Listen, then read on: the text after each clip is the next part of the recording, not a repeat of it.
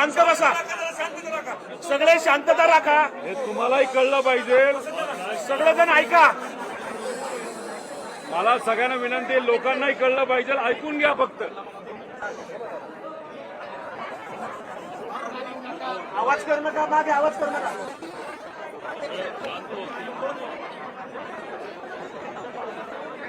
दोन दिवसापूर्वी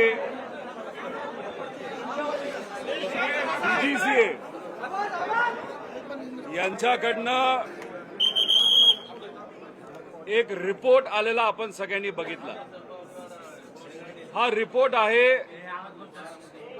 24 फेब्रुवारीचा. तो रिपोर्ट आल्यानंतर कालच्या दिवशी मी व माझ्याबरोबर काही आमदार, सर्व पक्षीय आमदार, त्याच्याबरोबर काही पदाधिकारी आणि काही सामान्य लोक मिळून मुंबईमध्ये असलेल्या मंत्रालयाच्या जवळ जे तिथं पोलीस स्टेशन आहे, त्याला मरीन ड्राईव्ह पोलीस स्टेशन म्हणतात, तिथं आम्ही गेलो आणि काय इच्छा व्यक्त केली तर अजितदादांचा जो घात नाही तर अपघात झालाय 28 जानेवारीला, त्याच्याबद्दल हे DGCA जो 24 तारखेला रिपोर्ट दिलेला आहे त्याच्यामध्ये VSR कंपनीकडनं काही नेग्लिजन्स झालेला आहे आणि त्याच्यामुळे हा अपघात झालाय असं कुठेतरी सिद्ध होतं. त्यामुळे याच्या बेसिसवर FIR व्हावा यासाठी आम्ही काल मुंबईला गेलो होतो. आता याच्यामध्ये काही लोकांनी शंका व्यक्त केलेल्या आहेत. याच्यामध्ये शंका काय आहे तर मी मुंबईला FIR करू शकतो का? मुंबईला FIR 100% हा BNSS जो 2023ला कायदा आलाय, झिरो FIR कॉन्सेप्ट, म्हणजे कुठेही तुम्ही FIR करू शकता आणि तो FIR आपल्याला ट्रान्सफर करता येतो. त्यामुळे मुंबईमध्ये करण्याचं कारण एवढंच की इथं जर आपण FIR केला असता, जो आज दुर्दैवाने इथं आपल्याला यावं लागतं आणि करावं लागतं, इथं गर्दी खूप मोठ्या प्रमाणात होईल. म्हणून आम्ही इथं न येता मुंबईत हा FIR करता येतोय का याचा प्रयत्न तिथं केला. त्यामुळे मुंबईत FIR होऊ शकला असता, पण तो त्यांनी तिथं स्वीकारला नाही. त्याच्याच बरोबर FIR करण्याचा आपल्याला अधिकार आहे का तर अंडर सेक्शन 173(1) याच्या अंतर्गत या देशातल्या कुठल्याही नागरिकाला FIR करण्याचा अधिकार 100% आहे. आणि याच्यात हा अधिकार कसा दिला गेला तर एक सुप्रीम कोर्टमध्ये याचिका होती, त्या याचिकेचा निकाल देत असताना सुप्रीम कोर्टाने निर्णय दिलेला आहे, ललिता कुमारी versus government of Uttar Pradesh, FIR करण्याचा अधिकार हा सगळ्यांचा आहे. तुमच्यातल्या पण कुठल्याही व्यक्तीला, बारामतीच्या असू नये तर महाराष्ट्रातल्या कानाकोपऱ्यातून इथं लोक आली, त्यांनी जर ठरवलं असतं FIR दादांच्या केसच्या बाबतीत व्हावा, तो 100% तो करायला पाहिजे आणि तो त्यांनी स्वीकारला पाहिजे पोलीस प्रशासनाला. असा अधिकार हा आपल्या सगळ्यांना आहे. बर 24-25 तारखेपर्यंत आपण का थांबलो? याच्या आधी 28 तारखेला ही घटना घडली. 30-31 तारखेला सुद्धा आपण FIR करू शकलो असतो, पण आपण थांबलो. तुम्ही थांबलात, आम्ही थांबलो, सगळे थांबले. नाही, खोलात जाऊ द्या, काय होतं हे आम्हाला समजू द्या. आणि मग जेव्हा 24 तारखेला या DGCAने सांगितलं की आम्ही 24 फेब्रुवारीला DGCA म्हणजे परवा सांगितलं की VSR कंपनीकडनं काही गोष्टी या नॉन कम्प्लायन्सेस झालेले आहेत. विमान चालवत असताना नॉन कम्प्लायन्स हा कुठलाही त्या ठिकाणी स्वीकारला गेला नाही पाहिजे, म्हणजे VSR हे जबाबदार आहे. दादा ज्या विमानाने गेलेले ते होतं लेअर जेट 45 XR. हे विमान या VSR कंपनीकडे अशा प्रकारचे किती विमान आहेत? 7 विमानं होती. त्यात एकातून दादा प्रवास करत होते आणि त्याची दुर्घटना त्या ठिकाणी झाली. 2023ला दुसरं विमान जे मुंबईमध्ये तिथं दुर्घटनाग्रस्त झालं, राहिले किती 5, आणि या 24 तारखेच्या आदेशाप्रमाणे डीजीसीआयच्या 5च्या 5 राहिलेले विमान हे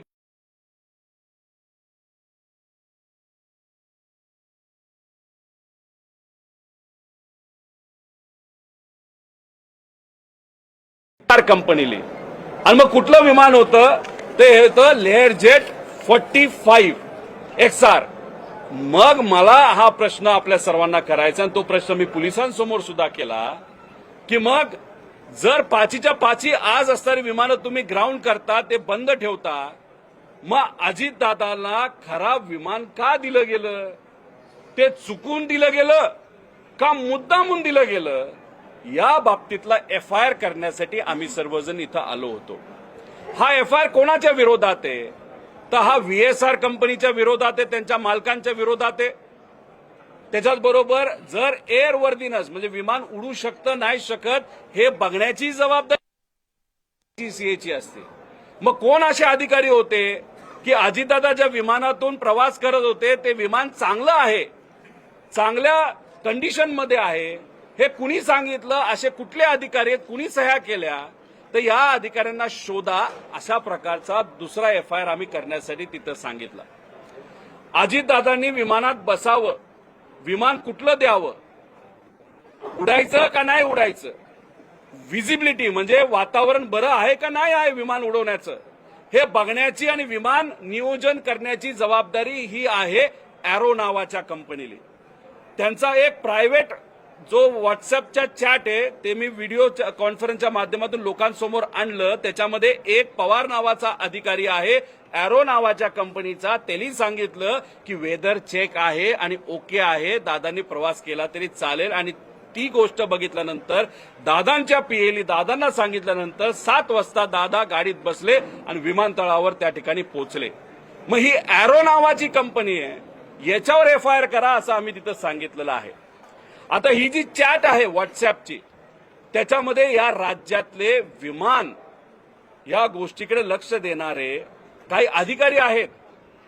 तर त्या अधिकारी जर त्या व्हॉट्सअप चॅटमध्ये होते, त्या ग्रुपमध्ये होते, आणि अशा पद्धतीने चॅट येऊन सुद्धा, आणि तुम्हाला राज्य शासन जर पगार देत असेल की एखादा VIP ट्रॅव्हल करत असताना तो सुखरूप आहे का नाही, विमान योग्य आहे का नाही आहे, ते बघण्याचा अधिकार हा त्या अधिकाऱ्याचा असताना सुद्धा त्यांनी दुर्लक्ष केलं. आणि दुर्लक्ष केल्यामुळे दादांनी तो प्रवास केला आणि दुर्घटना घडली. मग त्या ग्रुपमध्ये असणारे जे कोणी अधिकारी असतील त्यांच्यावर FIR करा. हा 4था FIR आम्ही इथं मागितलेला आहे. याच्यात आम्ही कोणाचंही नाव घेतलं नाही. जे या देशाचे एव्हिएशन मिनिस्टर आहेत, ज्यांचा राजीनामा आम्ही मागतोय, का ज्या पार्टीतून ते येतात त्या पार्टीचं आणि VSR कंपनीचं डायरेक्ट तिथं कमर्शियल रिलेशनशिप आहे, आर्थिक व्यवहार आहे. मग आर्थिक व्यवहार असणारा जर एखादा पक्ष असेल, त्याच्या जवळच्या एखाद्या व्यक्तीची कंपनी असेल, आणि मग त्या कंपनीचं आणि VSRचं नातं असेल, तर मग तिथं असणाऱ्या एव्हिएशन मंत्र्याला त्या पदावर राहण्याचा कुठलाही अधिकार नाही असं आम्ही बोललो होतो. लोकांची इच्छा आहे. पण या FIR मध्ये आम्ही त्या एव्हिएशन मंत्र्याचं नाव घेतलंय का? नाही घेतलं, कारण आम्हाला राजकारण करायचं नाही. आम्ही याच्यामध्ये फक्त पोलिसांना एवढंच सांगितलं, FIR व्हावा हा आमचा अधिकार आहे, नागरिक म्हणून, परिवार म्हणून तो तुम्ही स्वीकारावा. त्यांना तो स्वीकारावाच लागतो. कारण का तिथं जर आपण बघितलं BNSS मध्ये सगळ्यांना तो अधिकार आहे. पण गेले 2 तास आम्ही चर्चा करत आहोत. त्यांनी आम्हाला सांगत असताना नाही करता येणार नाही. का? कारण का ऍक्सिडेंट रिपोर्ट हा फाईल झालाय. एक तुम्ही समजून घ्या, तुम्ही आता जात असताना जर कुणी मोटरसायकलवरनं पडल्यानंतर तुम्हाला लागलं आणि दुर्दैवाने, ही गोष्ट फक्त उदाहरण म्हणून तुम्ही घ्यावी, त्याच्यामध्ये दुर्दैवाने मृत्यू झाला, तर मग ऍक्सिडेंट रिपोर्ट काय असतो? डोक्यावर आपटला होता का, पडला कसा होता, लागलं कुठलं, किती हाडं मोडली, मग काय झालं होतं, डोकं फुटलं होतं का, मेंदू बाहेर आला होता का, काय, हे ऍक्सिडेंट रिपोर्ट असतो. तर दादांचं आतापर्यंत काय झालंय? तर फक्त ऍक्सिडेंट रिपोर्ट झाले 28 तारखेला. त्याच्यावर CID इन्व्हेस्टिगेट करते असं आम्हाला सांगितलं, असं तुम्हाला सांगितलं. अरे पण ऍक्सिडेंट रिपोर्टवर तुम्ही इन्व्हेस्टिगेट करत असताना जो क्रिमिनल अँगल आहे त्याच्याबद्दल काय? आणि ऍक्सिडेंट रिपोर्ट हा एकदा फाईल झाल्यानंतर FIR घेण्याचा अधिकार नाहीतर FIR देण्याचा अधिकार हा नागरिकाचा असताना सुद्धा आणि त्यांची ड्युटी असती की तो स्वीकारावा, तरी सुद्धा दादांच्या बाबतीत आम्ही जे मुद्दे मांडले त्याच्या बाबतीत कुठेही FIR घेतला जात नाही. आम्ही जी तपास यंत्रणा आहे त्याच्यामध्ये येतोय का? अजिबात नाही. CIDला तपास करू द्या, CBIला तपास करू द्या, DGCIला तपास करू द्या, आम्हाला आक्षेप कुठंच नाही. आमचं असं म्हणणं आहे की FIR तुम्ही फाईल करा आणि तो तसाचा तसा हा CIDला पाठवा FIR, नाही तर CBIला पाठवा. एवढंच आम्ही इथं या ठिकाणी बोललेलो आहे. पण कुठंतरी म्हणजे अधिकारी बोलत असताना गेल्या 2 तासामध्ये आम्ही त्यांना सगळी पुस्तकं वाचून दाखवली, सगळे नियम तिथं दाखवले आणि कुठंतरी आता अधिकारी काही प्रमाणात आम्हाला सकारात्मक दिसायला लागलेत. पण काही जसं काल कुठंतरी तिथं असणाऱ्या अधिकाऱ्यावर एक प्रेशर होतं, असंच काही प्रमाणात प्रेशर इथं आम्हाला जाणवते. हे कार्यालय अजितदादांनी बांधलेलं आहे, हे अधिकारी अजितदादांनी आणलेले आहेत आणि मग आमची यांच्याकडनं अपेक्षा आहे की आम्ही नियमामध्ये या ज्या गोष्टी मागतोय तुम्ही आमचं FIR घ्यावा. त्यांनी सांगितलं अजून 1 तास आम्हाला द्यावा. इथं योगेंद्र भाऊ इथं आहेत, ते इथं थांबतील नाही तर परत जाऊन परत येतील. मी आपल्या सर्वांना विनंती करतो की आपण सुद्धा बराच वेळ इथं दादांच्या प्रेमापोटी आलेला आहात. वकील असोसिएशनचे कारतोरे भाऊ जे आहेत हे इथं आले होते आणि स्वइच्छेने आलेले आहेत. इथं 100 वकील बारामतीचे इथं आलेले आहेत, स्वइच्छेने आलेले आहेत. तुम्ही सर्वजण स्वइच्छे आलेले आहेत. हे सर्व पदाधिकारी इच्छेने इथं आलेले आहेत. का?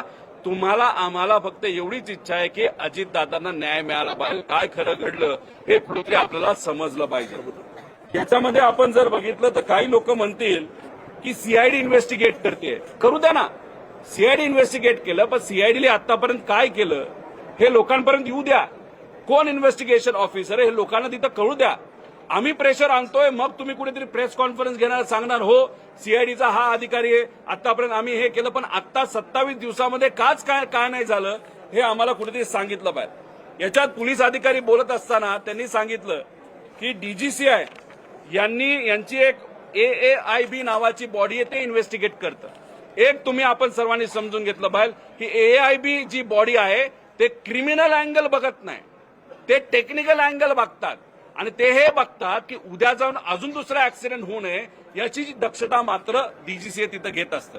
आता DGCAचेच अधिकारी याच्यामध्ये आहेत असं आम्ही म्हणतो. मग सहज साधा प्रश्न मी लोकांनाही करतो आणि पोलिसांनाही केलेला आहे की या इन्व्हेस्टिगेशन DGCAला जर सगळे अधिकार आपण टेक्निकल दिले आणि त्याच्यामध्ये टेक्निकल अनेक अडचणी तिथं दिसत असतील तर DGCA प्रामाणिकपणे हे इन्व्हेस्टिगेशन करणार आहे का? याच्याच बरोबर मला खंत या गोष्टीची वाटते की आम्ही सर्वजण शांत बसतोय आणि आम्हाला असं वाटतं की याच्यामध्ये टेक्निकल इन्व्हेस्टिगेशन पण व्हावं आणि क्रिमिनल तपास सुद्धा त्यामध्ये व्हावा. का FIR नकोय? का FIR घेतली जात नाही? अहो, सुशांत सिंगच्या बाबतीतला एक मुद्दा हा किती गरम केला होता. ठीक आहे, त्याचा तिथं मृत्यू झाला, सुसाईड केलं, जे काय झालं हे लोकांना कळावं ही सगळ्यांची इच्छा होती. आपला देशाचा नागरिक होता, पण तो महाराष्ट्राचा नव्हता. इथं महाराष्ट्राचा एवढा मोठा नेता गेला असला तरी साधी FIR होत नाही. जर त्या ठिकाणी न्याय मिळत नाही हे योग्य नाही. त्याच्याच बरोबर रेड बर्ड नावाची एक कंपनी आहे. 2 दिवसापूर्वी झारखंडमध्ये एक अँब्युलन्सचं विमान असतं ते तिथं पडलं. दुर्दैवाने त्याच्यामध्ये 7 लोकांचा का 6 लोकांचा मृत्यू झाला. त्यांच्या परिवाराबरोबर आम्ही आहोत, आदरांजली आहे. दुसऱ्या दिवशी रेड बर्डवर कारवाई झाली. दुसऱ्या दिवशी रेड बर्डवर FIR झाली. आपल्या अजितदादांच्या बाबतीत आतापर्यंत फक्त ऍक्सिडेंट रिपोर्ट आहे. अजितदादांच्या बाबतीत इथं पोलीस प्रशासनाने आतापर्यंत FIR केली नाही. या बाबतीची आम्हा सगळ्यांना त्या ठिकाणी खंत आहे. आणि हा गुन्हा दखलपात्र आहे का? तर 100% दखलपात्र गुन्हा आहे. मग दखलपात्र गुन्ह्यामध्ये FIR करावाच लागतो. मग कुठेतरी शासन हे सांगतंय का की अजितदादांची दखल घेतली नाही पाहिजे असे एक व्यक्तिमत्व होतं असं सांगायचं का तुम्हाला? अहो, साधा आमचा प्रश्न आहे की तुम्ही FIR करा, CID कडनं तुम्ही तिथं तपास करा, नाहीतर CBI कडनं त्या ठिकाणी तुम्ही तपास करा. आमचं त्याच्यामध्ये काहीच नाही. आणि हे जो झालाय ना हा आहे आमचा कॉज ऑफ ऍक्शन. म्हणजे कॉज ऑफ ऍक्शन 24 तारखेला आलाय. म्हणजे डीजीसीएने जो रिपोर्ट दिला त्याच्यामध्ये त्यांनी जे सांगितलेलं आहे की व्हीएसआर कंपनी जबाबदार आहे म्हणून विमान आम्ही हे करतो, ह्या कॉज ऑफ ऍक्शनवर आज एफआयआर व्हावा अशी आमची इच्छा होती. पण दुर्दैवाने ती इच्छा त्या ठिकाणी आज पूर्ण होत नाही. दादांना का न्याय मिळत नाही, दादांबद्दलचा एफआयआर का होत नाही असा प्रश्न आम्हाला सगळ्यांना त्या ठिकाणी वाटतो. आणि आमचं हेही म्हणणं आहे, इथं असणाऱ्या प्रत्येक व्यक्तीचं कदाचित तुमचं सुद्धा म्हणणं आहे, आम्ही जो एफआयआर दाखल करत आहोत तो जो चुकीचा असेल तर आमच्यावर कारवाई करा. आम्ही लिखित द्यायला तयार आहोत की आम्ही या एफआयआर मध्ये ज्या गोष्टी लिहिल्यात सांगितल्यात त्या जर चुकत असतील तर उद्या आम्ही जेलमध्ये जायला तयार आहोत, आमच्यावर तुम्ही कारवाई करा. पण नाही, यांना ते ऐकायचं नाही. कुठंतरी कुठल्या तरी प्रकारचा प्रेशर आहे आणि कोणाला तरी वाचवण्याचा प्रयत्न इथं केला जातो. आणि अशा पद्धतीने पोलीस प्रशासन वागत असल्यामुळे हा घातपात आहे का, हा जो प्रश्न आपल्या सर्वांना आणि आम्हाला पडलेला आहे तो कुठंतरी खरा होताना दिसतोय, असंच एवढं आमचं त्या ठिकाणी मत आहे. एक एक घ्या ना. वाचवायचा प्रयत्न सुरू आहे. कोणाचा दबाव काल देखील मरीन ड्राईव्ह मध्ये गुन्हा दाखल नाही झाला, इथे देखील दाखल नाही झाला. तुम्ही जसं म्हटलं की दबाव आहे आणि कुणाला तरी वाचवण्याचं कोण? व्हीएसआर कंपनी जी आहे त्याचे जे मालक आहेत ते अनेक सत्तेत असणाऱ्या मोठ्या नेत्यांच्या जवळचे आहेत. रोहित सिंग हा जो डायरेक्टर आहे त्याच्या लग्नासाठी महाराष्ट्रातून फार मोठा नेता लग्नाला गेला होता. आंध्र प्रदेशचे मुख्यमंत्री सुद्धा त्याच्या लग्नाला तिथं गेले होते. आंध्र प्रदेशच्या मुख्यमंत्र्यांची एक कुठली ती व्यक्तिगत फायनान्सची कंपनी एनबीएफसी, त्या कंपनीने व्हीएसआरला तिथं निधी दिला. मध्य प्रदेशची एक वेगळी कंपनी आहे, त्यांनी सुद्धा व्हीएसआरला मदत केली आहे. महाराष्ट्रातले अनेक लोक संलग्न आहेत. व्हीएसआरला का वाचवण्याचा प्रयत्न होतो हे आम्हाला कळत आहे. दुसरं, दादांना म्हणजे ते लेअर जेट नावाचं विमान हे खराब होतं, हे तिथं डीजीसी आता सांगते. मग हे खराब विमान हे अजितदादांना मुद्दामून दिलं गेलं का चुकून दिलं गेलं, असाही प्रश्न आता आम्हाला त्या ठिकाणी पडायला लागलेला आहे. त्यामुळे ह्या सगळ्या गोष्टीकडे बघत असताना कुठंतरी कोणाचा तरी मोठ्या व्यक्तीचा हा हात आहे. आणि एफआयआर हा ऍक्सिडेंटवर होतोय, हा एफआयआर ऍक्सिडेंटवर होतोय. आमचं मत आहे ऍक्सिडेंटवर करा, एफआयआर नाही, इन्व्हेस्टिगेशन. एफआयआर तर झालाच नाही, इन्व्हेस्टिगेशन ऍक्सिडेंटवर होतोय. आमचं मत आहे ऍक्सिडेंटवर पण करा आणि घातपातावर म्हणजे क्रिमिनल अँगल आहे का हे सुद्धा तिथं बघा. पण हे यांच्याकडनं पोलीस प्रशासनाकडनं मान्य केलं जात नाही म्हणून एफआयआर होत नाही. म्हणजे कोणा ना कोणातरी मोठ्या व्यक्तीचा या मागे हात आहे असं आपल्याला म्हणावं लागेल. पुढची भूमिका काय असणार आहे? पुढची भूमिका काय असणार आहे? आता तुम्ही या ठिकाणी आला होता. पोलीस बघा, मला असं कळालेलं आहे की आपण एफआयआर व्हावा हे जे आपलं स्टेटमेंट आहे ते माझं स्टेटमेंट आहे, युगेंद्रचं स्टेटमेंट आहे, इथं असलेल्या प्रत्येक पदाधिकाऱ्याचं स्टेटमेंट आहे, लोकांचं स्टेटमेंट आहे. लोकांनी सह्या केल्यात. पण फक्त कदाचित एक बातमी कुठेतरी लागली की याच्या माध्यमातून आम्ही होम मिनिस्टर यांचा राजीनामा मागतोय. असं अजिबात नाही. याच्यातून आमचं एवढंच म्हणणं आहे, आम्हाला राजकारण करायचंच नाही. करायचं असलं असतं तर आम्ही करू शकलो असतो.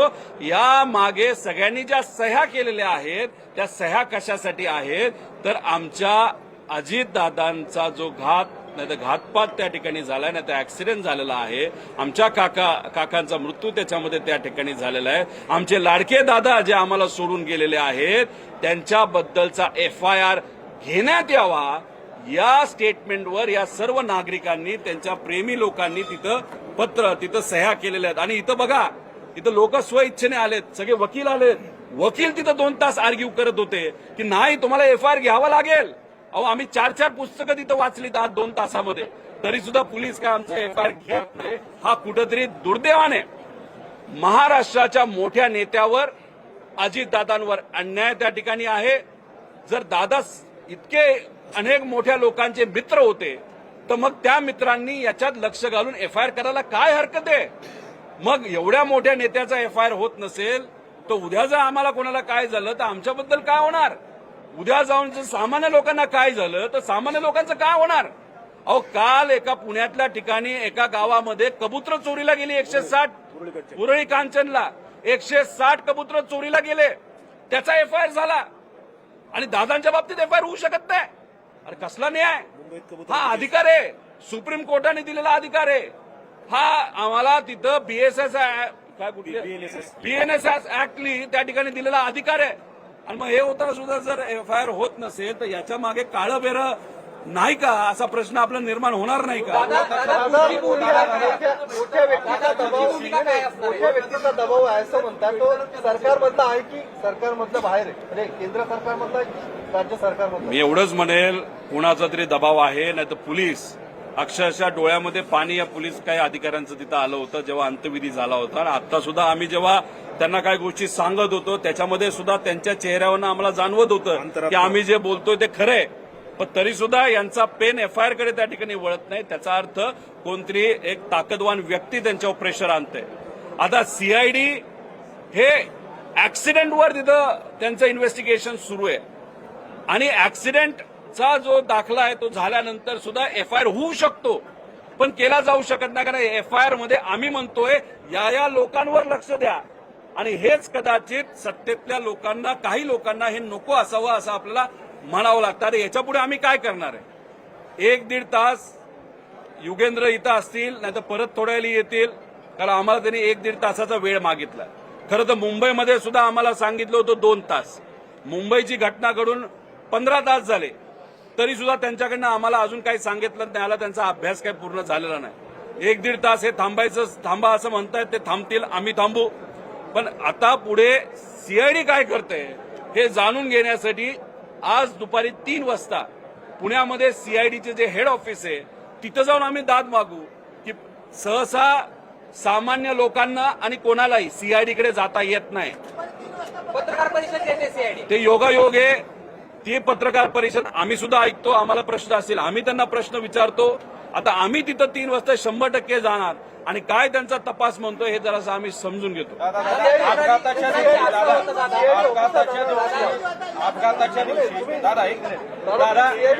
अपघाताच्या दिवशी एटीसी बारामतीतून ऑपरेट होत होतं.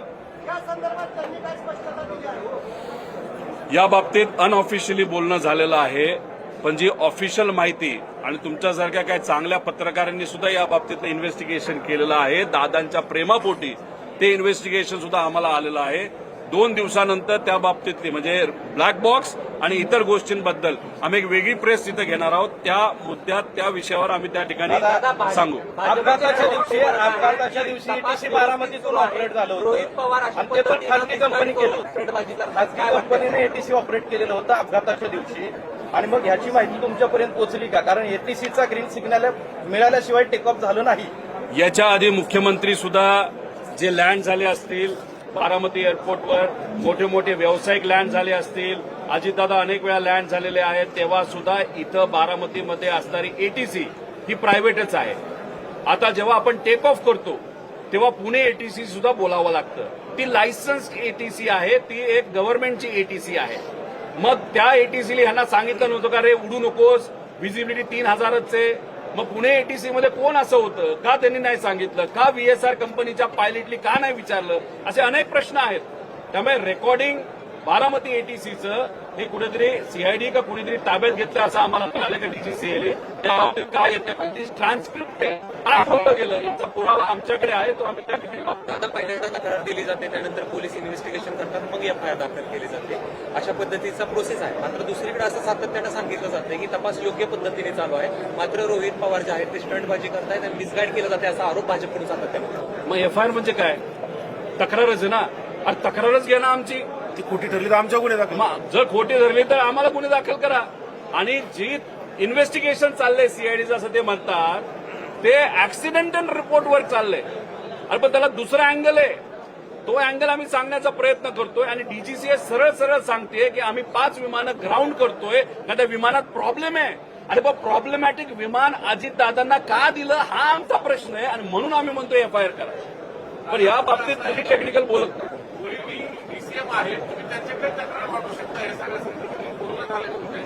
हे बघा, ते त्यांच्या लेवलवर प्रयत्न करताय.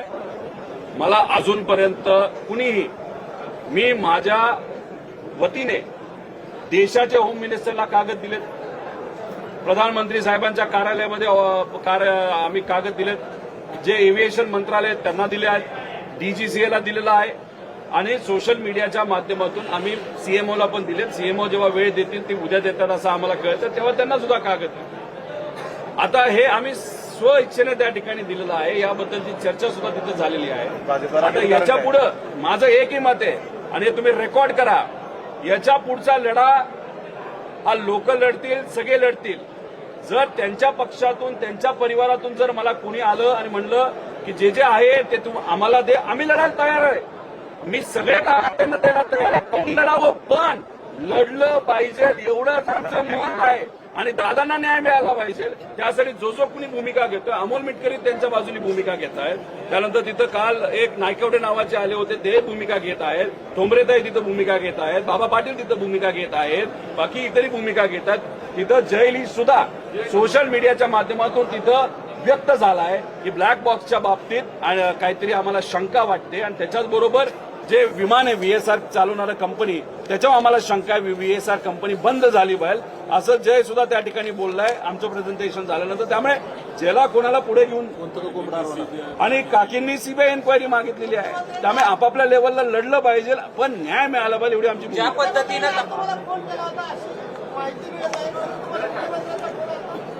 आम्ही एवढं मोठं नाही की आम्हाला मुख्यमंत्री तिथं फोन करतील.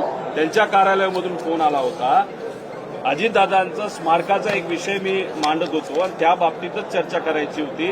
आज ती बैठक होत नाही पण उद्या संध्याकाळी ती बैठक होईल आणि त्या बैठकीला गेल्यानंतर स्मारक अजितदादांचं व्हावं ही तर मागणी आम्ही करूच. त्याच्याच बरोबर इन्व्हेस्टिगेशन म्हणजे एफआयआर बद्दल पण त्यांना माहिती आम्ही देऊ आणि माझ्याकडे जे काही कागदपत्र आले ते सुद्धा आम्ही त्यांना त्या ठिकाणी देऊ. ज्या पद्धतीनं आता तपास चालू आहे त्या पद्धतीनं तुम्हाला असं वाटते का न्याय मिळेल? अजिबात वाटत नाही. एक तर सीआयडीने काय केलंय हे कोणालाच माहित नाही. आपण तिथं प्रेशर वाढवलं. तुमच्यासारख्या चांगल्या मीडियाने तो मुद्दा नेला. सोशल मीडियावर महाराष्ट्राचे तमाम सामान्य नागरिक हे व्यक्त झाले. बारामतीकर हे व्यक्त झाले. काही गावांमध्ये तिथं बंद पाडला गेला आणि त्यानंतर डीजीसीआयवर प्रेशर आलं. त्याच्यानंतर आता सीआयडीवर प्रेशर आलं. आता सीआयडी आज कुठेतरी ते प्रेस कॉन्फरन्स घेऊन काय केलं ते सांगतील. डीजीसीए 24 तारखेला त्यांनी रिपोर्ट दिला पण डीजीसीएने अजूनपर्यंत प्रायमरी रिपोर्ट दिलेला नाही. प्रायमरी रिपोर्ट हा 15 तारखेला यायला पाहिजे होता. आता तो रिपोर्ट अजूनपर्यंत आला नाही. आल्यानंतर आपल्याला कळेल की खरंच काय त्यामध्ये घडलं होतं.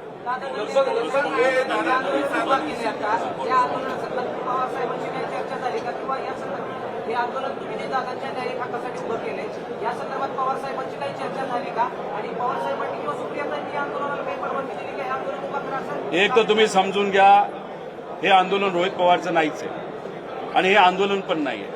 आम्ही न्याय मागण्यासाठी प्रयत्न करत आहोत. एफआयआर करण्याचा प्रयत्न तिथं करतोय आणि खऱ्या गोष्टी लोकांसमोर याव्यात यासाठी मी असेल, हे सर्व मंडळी असतील, बाकी त्यांच्या पक्षातले काही लोक असतील आणि अशा पद्धतीने सगळेच लोक आपापल्या लेवलला तिथं प्रयत्न करत आहेत. फक्त हे करत असताना इन्व्हेस्टिगेशन आमच्या लेवलवर करत असताना कागदपत्र बऱ्यापैकी सोशल मीडिया आणि तुमच्या माध्यमातून मी लोकांसमोर आणले म्हणून माझी चर्चा आहे. ठीक आहे, माझी चर्चा नाही, हे सामान्य लोकांची इच्छा आहे की दादांना न्याय मिळाला पाहिजे आणि म्हणून हे वातावरण त्या ठिकाणी कुठेतरी आता या लेवलला आलंय की त्याची दखल हे केंद्र सरकारला सुद्धा आता घ्यावी लागते. विषय एवढाच आहे की साहेबांच्या बाबतीत एक गोष्ट तुम्हाला सांगतो की एखादा व्यक्ती योग्य पद्धतीने लढत असेल तर पवार साहेबांचा पाठिंबा असतो आणि पवार साहेब बोलूनच दाखवतात असं नसतं. दिल्लीला आमची प्रेस कॉन्फरन्स झाली तेव्हा पवार साहेबांच्याच बंगल्यावर त्या ठिकाणी झाली होती आणि आता येणाऱ्या पार्लमेंटमध्ये 9 तारखेला सुप्रियाताई, डॉक्टर पोले व आमचे सर्व खासदार, इतर पक्षाचे सुद्धा खासदार, ज्याच्यामध्ये काँग्रेस असेल, एकनाथ शिंदे साहेबांचे सुद्धा खासदार हा मुद्दा मांडतील असं आम्हाला वाटतं. कारण का आम्हाला विरोध हा भाजपच्या नेत्यांचा त्या ठिकाणी होतो. या प्रेस कॉन्फरन्सला एकनाथ शिंदे साहेबांच्या पक्षाच्या लोकांचा, नेत्यांचा आम्हाला तिथं विरोध नाही. म्हणजे अजितदादांना न्याय मिळावं हे एकनाथ शिंदे साहेबांची सुद्धा इच्छा त्या ठिकाणी दिसते. मग तुम्ही नावं का सांगत नाही? जर प्रेशर होतंय तर तुम्ही नावं का सांगत नाही? नेमका प्रेशर कोणाचा आहे? नाही, आता एफआयआरच्या बाबतीत ते काय करतात ते आपण सर्वजण बघू. जर याच्यातून कुठंच काही जात नाही, आम्हाला फक्त इच्छा एवढी याच्यात राजकारण आलं नाही म्हणून आम्ही कोणाचं नाव घेत नाही. जर वेळ आली न्याय मिळतच नाही दादांना मग नंतर आम्ही नाव घ्यायला सुरुवात करू. दादा तुम्ही आज या ठिकाणी आला, तुमच्यासोबत दादांच्या पवार आहे, पक्षाचे काही तुमच्या नेते आहेत त्याच्यामध्ये? दादांच्या कुटुंबातले सदस्य का नाही तुमच्यासोबत आता? ते त्यांच्या लेवलवर लढतायत ना. जयली तिथं इच्छा व्यक्त केली, आम्ही त्यांच्या कुटुंबातला आहोत, आम्ही पण त्यांच्या जवळ होते. त्यानंतर सुनित्रा काकींनी सीबीआयकडे एन्क्वायरी देण्यात यावी असंही तिथं पत्र दिलेलं आहे. पण हे सगळं होत असताना ज्या त्रुटी आहे, जसं एफआयआर होणं महत्वाचं आहे, एन्क्वायरीमध्ये बऱ्याच काही गोष्टी आम्हाला जाणवत आहेत. डीजीसीएकडनं सुद्धा काही लोकांना वाचवलं जातंय हे जेव्हा आम्हाला कळालं, आम्ही आता प्रेस कॉन्फरन्सच्या माध्यमातून फक्त लोकांची जी इच्छा आहे की आम्हाला कळलं पाहिजे हे आम्ही त्या ठिकाणी दाखवत आहोत. फक्त शिवसेनेची लोक त्याच्यामध्ये नाही आहेत, राष्ट्रवादीचे आहेत का त्याच्यामध्ये? तुम्ही असं म्हणालात की शिवसेनेची लोक विरोध करत नाहीत, त्याच्यामध्ये राष्ट्रवादीची लोक आहेत का? येणाऱ्या पार्लमेंट एक तर त्यांच्याकडे एकच खासदार आहे, ते आहेत सुनील तटकरे. त्यानंतर प्रफुल्ल पटेल आहेत. प्रफुल्ल पटेल अतिशय अनुभवी व्यक्तिमत्व आहे. कशामध्ये? एव्हिएशनमध्ये. आम्ही ज्या पद्धतीने इथं लढतोय, डॉक्युमेंट आणतोय, त्यांचे जुने कॉन्टॅक्ट आहेत. त्यांनी आम्हाला जर मदत केली असती तर आम्हाला आवडलं असतं. 4-5 कागद आम्हाला दिली असती, नाही लढा तुम्ही चांगलं करता, पण त्यांच्याकडनं अजूनपर्यंत झालं नाही. उद्या कदाचित होईल. विषय तो नाही. विषय त्यांच्याकडे एकच खासदार आहे, ते मुद्दे मांडतील नाही मांडतील हा वेगळा विषय. आमच्याकडे 8 खासदार आहेत. आम्ही आमच्या लेवलला मांडू, काँग्रेस मांडेल, त्यानंतर एकनाथ शिंदे साहेबांचे पक्ष मांडेल, उद्धव ठाकरे साहेबांचा पक्ष त्या ठिकाणी मांडेल, तृणमूल काँग्रेस ते मांडेल, इतरही राज्यातले जे इतर नेते, जसं आप पार्टी सुद्धा उद्या जाऊन हा मुद्दा त्या ठिकाणी मांडणार आहे. त्यामुळे पार्लमेंटमध्ये बरेच लोक मुद्दे घेतील आणि त्याच्यात जे एव्हिएशन मंत्री आहेत ते त्या पदावर राहिलेच नाही पाहिजे, कारण त्यांच्या पार्टीच्या प्रमुखाचं आणि व्हीएसआरचं आर्थिक संबंध आहेत हे सिद्ध झालेलं आहे. त्यामुळे त्यांचा राजीनामा सुद्धा मागितला जाईल असं आम्हाला वाटतं. थोडक्यात राष्ट्रवादीचा पाठिंबा रोहित पवारांना संपूर्ण पक्षाचा नाही असं त्यातून सिद्ध होतं. कशातून? राजकीय नाही. रोहित पवार गौण आहे. रोहित पवार कोण आहे? रोहित पवार कार्यकर्ता आहे, नातेवाईक आहे. रोहित पवारचं काही घेणं देणं नाही. रोहित पवार आणि रोहित पवाराबरोबर या राज्यातले 11 कोटी लोक फक्त एवढंच मागतायत, आम्हाला न्याय द्या अजितदादांना. इन्व्हेस्टिगेशन नीट झालं पाहिजे. टेक्निकल अँगल पण बघा आणि क्रिमिनल अँगल पण बघा. त्यामुळे रोहित पवार हे महत्वाचं नाही, तर आम्ही सर्व महत्वाचं नाही. काय महत्वाचं आहे? दादांना न्याय मिळाला पाहिजे. पण ज्या ज्या घटना घडत चालल्यात, आम्ही जे बोलत चाललोय, दुर्दैवाने त्या गोष्टी घडत चाललेल्या आहेत आणि त्याच्यावरूनच आम्हाला शंका वाढत चालली आहे की इन्व्हेस्टिगेशनवर कोणाचा तरी दबाव असल्यामुळे इन्व्हेस्टिगेशन योग्य दिशेने जात नाही. लगभग 2 घंटे चर्चा हुई आपकी सरकार के साथ, क्या फाइनली पुलिस राजी है कि इसमें एफआईआर दाखिल होगा या एग्जैक्टली क्या कहा है? देखो, 2 घंटा एडिशनल एसपी के साथ हम बात कर रहे थे, डीवाईएसपी के साथ बात कर रहे थे, पीआई के साथ बात कर रहे थे और बाकी जो उनके अधिकारी थे उनके साथ बात कर रहे थे. वहां पे उनका कहना था कि आपने बंबई में कल जो एफआईआर किया वो वहां पे क्यों किया. उनको हमने बताया बीएनएसएस में वहां पे 0 एफआईआर करके कॉन्सेप्ट है वो अलाउड है. फिर उन्होंने वहां पे कहा डीजीसीए का वहां पे इन्वेस्टिगेशन चल रहा है, तो वो इन्वेस्टिगेशन अगर चल रहा होगा तो एफआईआर करने की क्या जरूरत है. जैसे कि AAIB ये जो संस्था है वो इन्वेस्टिगेशन वहां पे करे. उनको मैंने कहा कि AAIB ये जो संस्था है डीजीसीए के अंतर्गत आती है. डीजीसीए के कुछ जो अधिकारी उन पे ही हमारा ऑब्जेक्शन है. तो ये इन्वेस्टिगेशन क्या कर रही है, योग्य डायरेक्शन पे ये इन्वेस्टिगेशन जाएगा, ये प्रश्न हमको वहां पे. और AAIB ये इंस्टीट्यूट जो है या जो संस्था है वो क्रिमिनल इन्वेस्टिगेशन वहां पे नहीं करती. फिर उन्होंने कहा कि ये एफआईआर होना चाहिए क्या, लीगली ये करना चाहिए क्या. उस पर हमने कहा कि बीएनएसएस में सेक्शन 173(1) उसके अंतर्गत देश का कोई भी नागरिक अगर चाहे कॉग्निजेबल ऑफेंस होगा तो वो एफआईआर लेना ही पड़ता है. तो ये कॉग्निजेबल ऑफेंस है. अभी तक आज तक अजीत दादा के केस में एक भी एफआईआर वहां पे नहीं हुआ.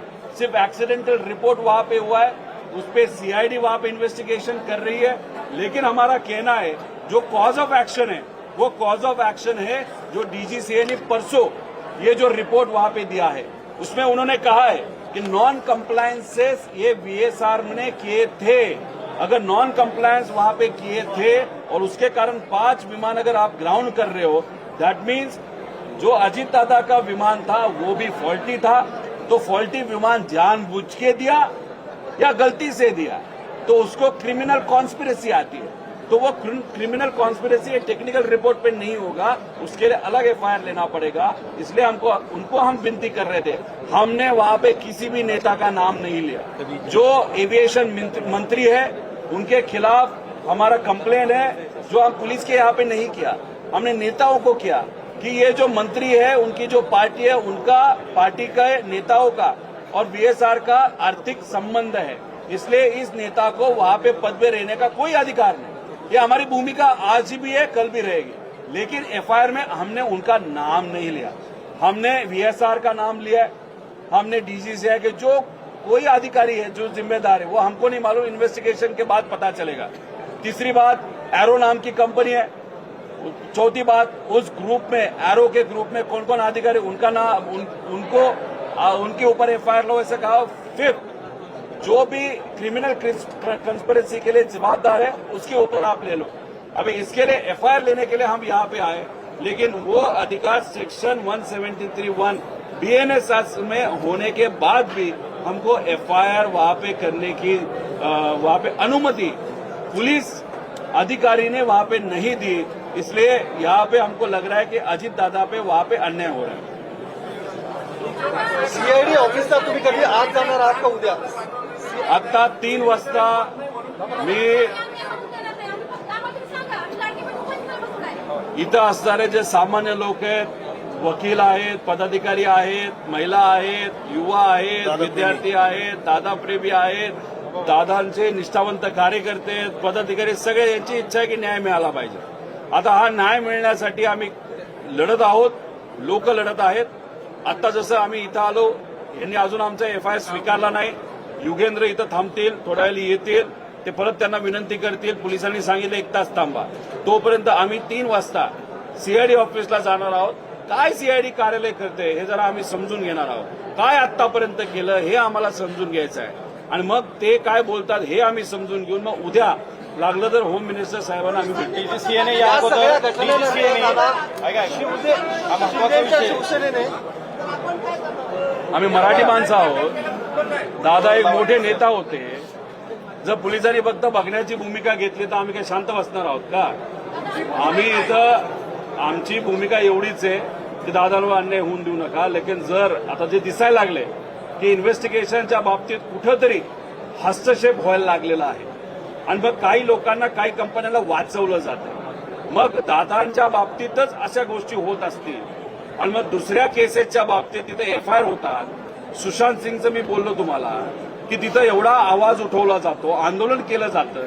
अरे हे तर तुमचे मित्र होते, हे मोठे नेता होते, करोडो लोकांनी यांच्यावर प्रेम केलेलं आहे, पाठिंबा दिलेला आहे। या व्यक्तीच्या बाबतीत तुम्ही आंदोलन करत नाही, तुम्ही प्रयत्न करत नाही, साधा एफआयआर होऊन देत नाही।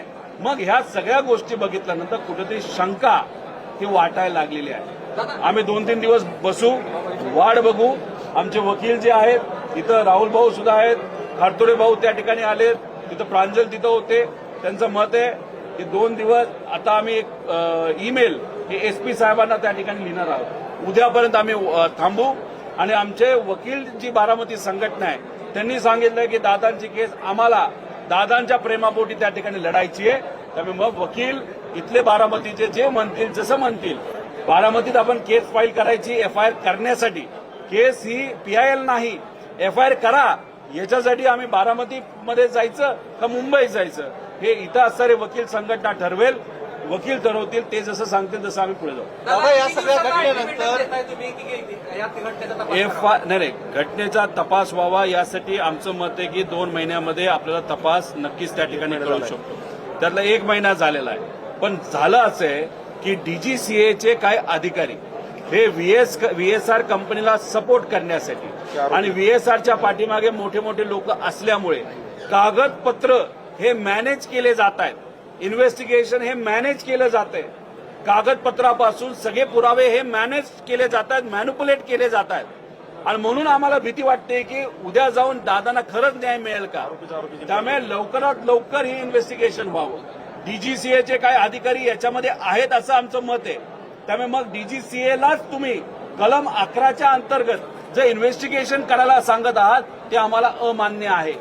त्या इन्व्हेस्टिगेशन ज्या पद्धतीने व्हायला पाहिजे, डीजीसीएच्या कलम 12च्या अंतर्गत ते व्हावं, ज्याच्यामध्ये ते पारदर्शक पद्धतीने व्हावं, बाहेरच्या काही एजन्सी त्याच्यामध्ये घेण्यात यावा, अशी आमची सगळ्यांची त्याच्यामध्ये मागणी आहे। शिवसेनेने विमान वापरायचं बंद केलेलं आहे, वापरायची नाहीये, त्यांची विमानं घ्यायची नाही। बीएसआरची विमान वापरायचं बंद केलं। एकनाथ शिंदे साहेबांनी जर ही भूमिका घेतली असेल, त्यांचं मनापासून मी स्वागत करतो। म्हणून गेल्या काही दिवसांमध्ये आपण जर बघितलं असेल, एकनाथ शिंदे साहेबांचे अनेक मंत्री आणि अनेक नेते हे इन्व्हेस्टिगेशन चांगलं पारदर्शक पद्धतीने झालं पाहिजे असं म्हणतात। क्रिमिनल अँगल आहे का बघितलं पाहिजे, टेक्निकल अँगल आहे का बघितलं पाहिजे, आणि ही जी मागणी आमच्या सगळ्यांची होती की व्हीएसआर हे बंद झालं पाहिजे, काही प्रमाणात एकनाथ शिंदे साहेबांनी सुद्धा तीच मागणी जर केली असेल, खरंच हे मानलं पाहिजे. कारण आज राजकारण नाही करायचं, त्या सत्तेत आहेत, आम्ही विरोधात आहेत, म्हणून आम्ही म्हणत नाही की एकनाथ शिंदे साहेबांची आम्हाला मदत नकोय.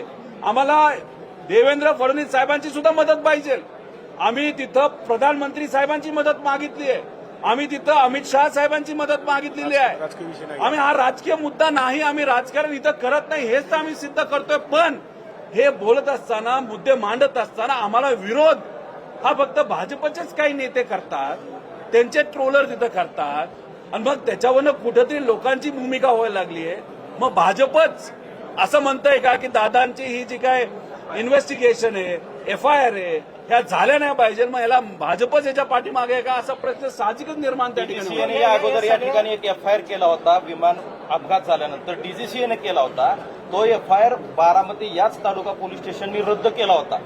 जर पोलिसांना या विमान अपघातातलं काही कळत नाही तर त्यांनी तो डीजीसीएचा FIR कसं काय रद्द केला? जर त्यांनी FIR केला असेल, नंतर रद्द झाला असेल तर ते फारच चुकीचं आहे. पण आम्हाला जे कळलं आहे, अजितदादांच्या या केसच्या बाबतीत एक सुद्धा FIR आतापर्यंत झालेला नाही. मुंबईमध्ये कबुतराचा विषय तुम्ही सर्वांनी ऐकला असेल, त्यात कबुतर वाचवण्यासाठी FIR झाला. काल कबुतर चोरीला गेली म्हणून FIR झाला. त्याच्याचबरोबर सुशांत सिंगच्या बाबतीत सगळी प्रशासकीय यंत्रणा ही त्या सुशांत सिंगला न्याय देण्यासाठी मागे लागली होती. ठीक आहे, सुशांत सिंगचं काय झालं, कसं झालं हे बघत राहतील, पण अजितदादांचं काय झालं हे बघण्याची भूमिका जर सत्तेतल्या काही लोकांची नसेल तर मग आश्चर्याची गोष्ट आहे. अरे साधा FIR करून देताय तुम्ही, आणि FIR मध्ये आम्ही कोणाचं नाव नाही घेतलं. FIR आम्ही दिलेत तुम्हाला पत्रकारांना, तुम्ही वाचा, आम्हाला त्याच्यात राजकारण करायचं नाही. या सगळ्या जर प्रकरण आपण बघितलं तर या सगळ्या प्रकरणानंतर जनतेचा रोष जो आहे तो समोर येतोय. हे शांत करण्याचा प्रयत्न जो आहे तो कसा केला जाईल, उत्तर मिळाले नाही तर किंवा महाराष्ट्रात उद्रेकाचा होऊ शकतो, काय भूमिका असणार आहे किंवा कसं शांत करणार आहे? आम्ही एवढीच भूमिका घेणार आहोत. बारामतीकरांना सुद्धा आम्ही विनंती केली होती की खूप मोठ्या संख्येने कृपा करून तुम्ही येऊ नका, इथं तुम्ही शांततेत राहावा. सरकारी ज्या काही वास्तू असतात त्याची सुरक्षितता ही आपली जबाबदार असते. त्यामुळे शांततेत जे जे काय आपल्याला करता येईल ते तुम्ही करू शकता. दादा शिस्तप्रिय होते. तालुक्यात, विविध तालुक्यामध्ये अजितदादांच्या प्रेमी लोकांनी जर तिथे FIR करण्याचा प्रयत्न केला आहोत, त्यांची इच्छा आहे. कारण की इथं आम्ही काय कुठं कोणाचं प्रतिनिधित्व करत नाही. मी त्यांचा एक पुतण्या म्हणून, युगेंद्र त्यांचा एक पुतण्या म्हणून, इथं असणारे लोक त्यांचे दादा प्रेमी म्हणून, या राज्याचा नागरिक म्हणून आमची इच्छा आहे दादांना न्याय मिळाला पाहिजे. या भूमिकेतून आम्ही आहोत. त्यामुळे महाराष्ट्रामध्ये तिथं असणारे जे सामान्य नागरिक आहेत, दादा प्रेमी आहेत, ते काय भूमिका घेतात याच्यावर माझा तरी कंट्रोल नाही. त्यांनी त्यांच्या लेवलवर भूमिका घ्यावी, पण भूमिका घेताना शांततेत घ्यावी. नाही, जन आक्रोश जर असेल